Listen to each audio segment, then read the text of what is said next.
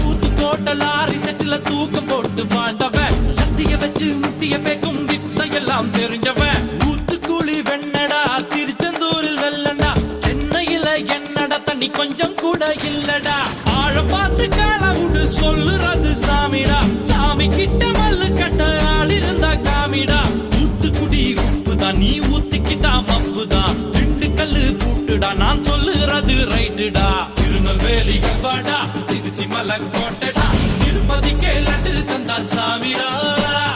இருட்டு கட்ட அல்வாடா இட்லி கட்ட ஆயாடா உருட்டு கட்ட சத்தம் கேட்டா சாமிடா